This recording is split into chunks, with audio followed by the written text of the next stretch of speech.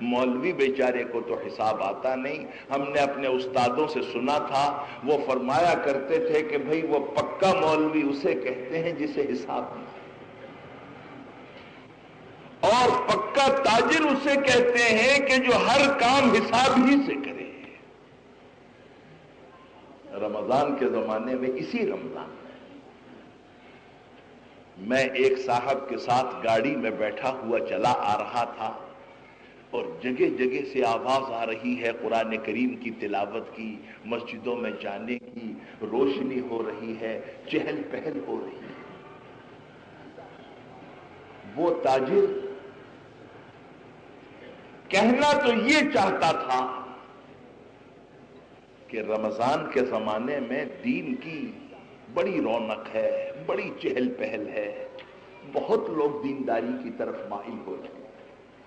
لیکن اس نے کیا کہا، میں آپ سے قسم کھا کر کہتا ہوں کہ اس میں کوئی مبالغے کی بات نہیں، جو لفظ ہے بعین ہی نقل کیے دیتا ہوں جو اس نے کہے. مجھ سے کہنے لگا کہ مولانا صاحب، مسجدوں کے ہجوم کو دیکھ کر یہ خیال مجھے ہوا کہ اللہ میاں کو 500% کا نفع ہو رہا ہے.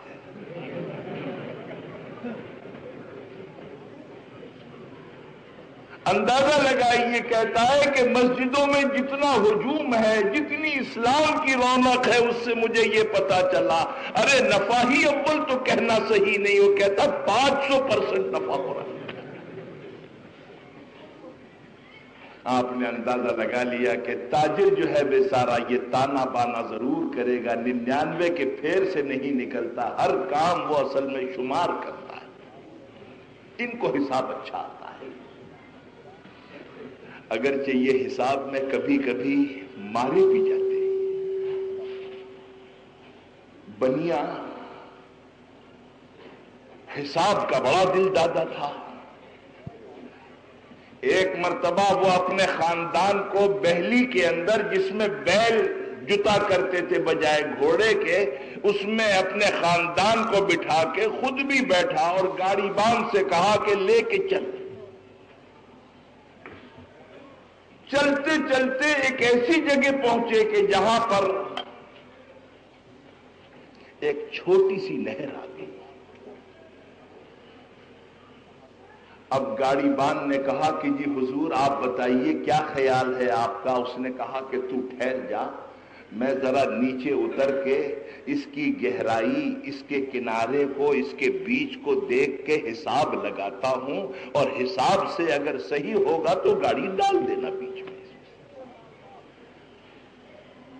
بنیا اترا اور اتر کے اس نے ایک کونے کو ناپا. اس کے بعد اس نے دیکھا کہ یہ اتنا گہرا ہے، پھر اس نے بیچ میں ناپا اور پھر آخر کے کنارے کو ناپا اور اس کا نکالا. اس نے ایوریج نکالا، اوسط نکالا. ارے اللہ کے بندے، اوسط نکالنے سے کیا فائدہ؟ گاڑی اگر ڈوبے گی تو بیچ میں ڈوبے گی، کوئی ایوریج پہ تھوڑی ڈوبے گی گاڑی. لیکن اس نے اوسط نکالا تو اوسط تو قدرتی طور پر کم نکلنا تھا. بنیے نے کہا اس سے گاڑی بان سے کہ تو بے شک گاڑی ڈال دے، اس لیے کہ میں نے اپنا پورا حساب مرتب کر لیا ہے اور اس سے کوئی نقصان پہنچنے والا نہیں ہے. اور یہ کہہ کر اس نے اس کو کہہ دیا کہ گاڑی ڈال دے بیچ میں. گاڑی بان نے جو گاڑی ڈالی بیچ میں تو وہ ہلنے لگی. بنیا کہنے لگا کہ بھائی ذرا ٹھہر جا، شاید ایسا معلوم ہوتا ہے کہ حساب میں غلطی ہوئی ہے.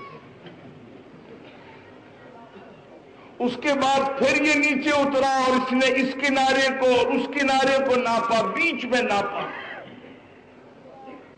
اور ناپنے کے بعد اس نے کہہ دیا کہ نہیں، حساب میرا بالکل ٹھیک ہے، اب تو پرواہ نہیں کر، چاہے گاڑی ہلے چاہے نہ ہلے، گاڑی ڈال دے.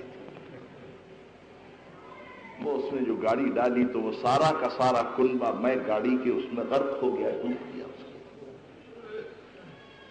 یہ لکھا ہے کہ یہ دریا کے کنارے بیٹھا ہوا سر پکڑے ہوئے کہہ رہا تھا کہ لکھا جوں کا تو کنبہ ڈوبا کیوں؟ میرا سارا لکھا ہی سارا کا سارا حساب تو بالکل میرا صحیح ہے، لیکن میری سمجھ میں نہیں آتا کہ یہ کنبہ کیوں ڈوبا.